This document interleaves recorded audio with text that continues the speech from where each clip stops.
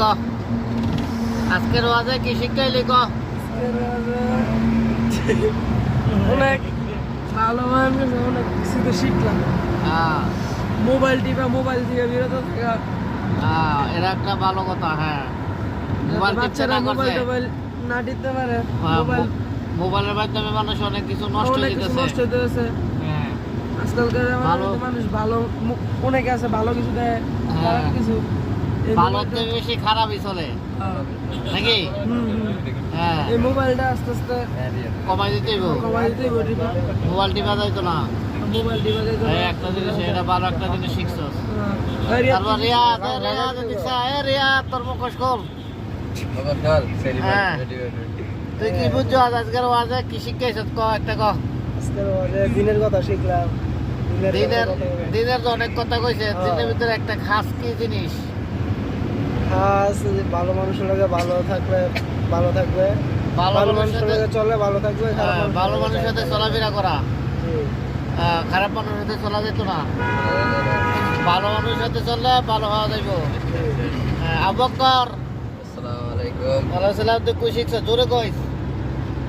শিখলাম দিনের জন্য, শিখলাম বিশেষ করে শিখলাম চোখের হেফাজত করাটা, বিশেষ করে চোখের হেফাজত, এটা একটা মূল্যবান কথা। চোখ থেকে গুনাহ শুরু হয়।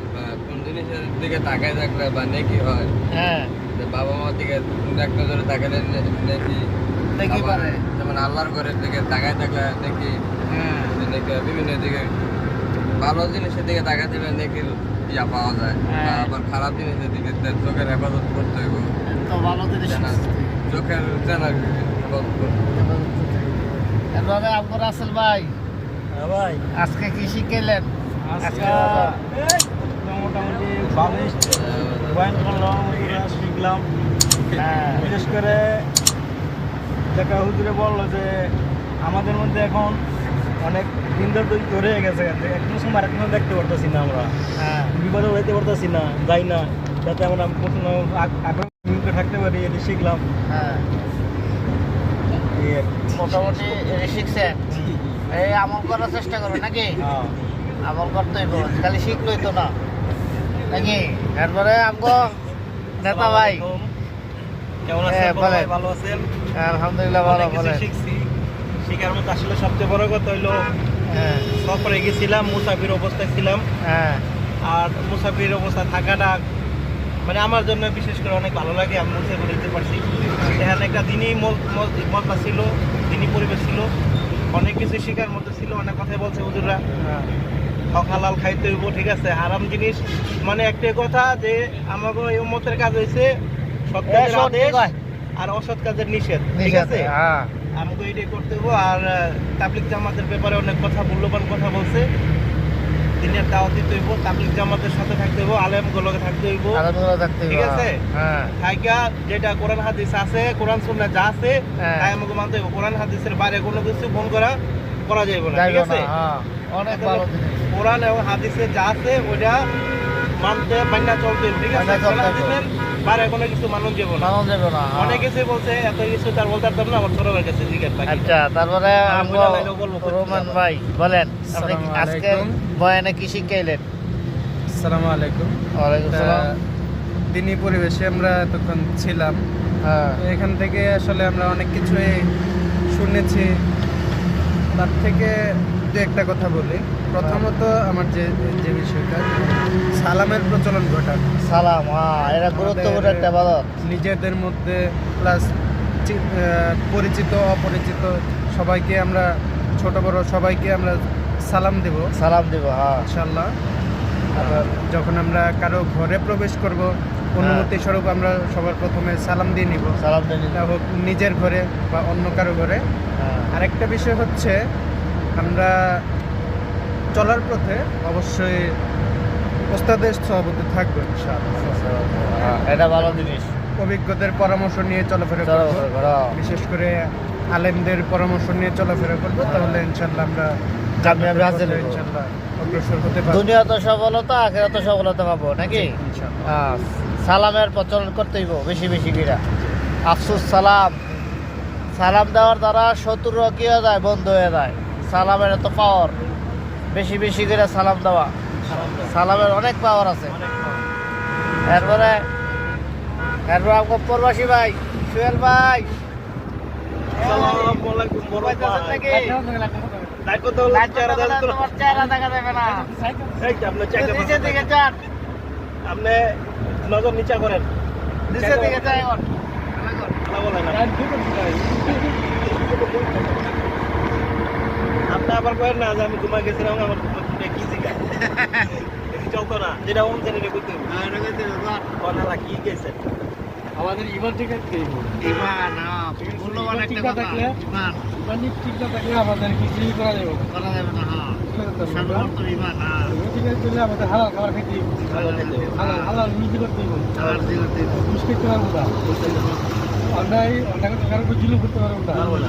ঠিক আছে এগুলো সিস্টেম অনেক ভালো একটা জিনিস ইমান। আমাকে স্যার রেজি গান এবং স্যার স্যারের মাথাটা বলে শুনলাই এর নাম করে না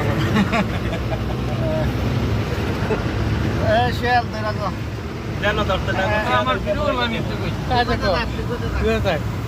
আপনি স্টার্টিং করেন, আপনি দেখে করেন। আসলে এখানে তো আমি তো দুটো হুজুরের বাণী শুনছি। প্রথম যে হুজুর বললাম যে রাগিয়ে পরে এই হুজুরের বুঝতে চেষ্টা করছে যে আসলে সবসময় ইনকামটা সবসময় হালাল হালাল ইনকামের মাধ্যমে যাই আবাদত করবো, আবাদত অল্প হইলে আল্লাহ কবুল করবো।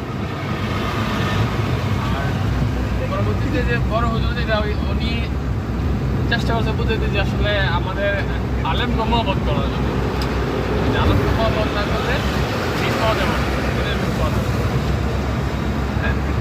আলেমরে মহব্বত করার মাধ্যমে নবীরে মহব্বত করে, এই বিষয়গুলো উল্লেখ করা হয়েছে।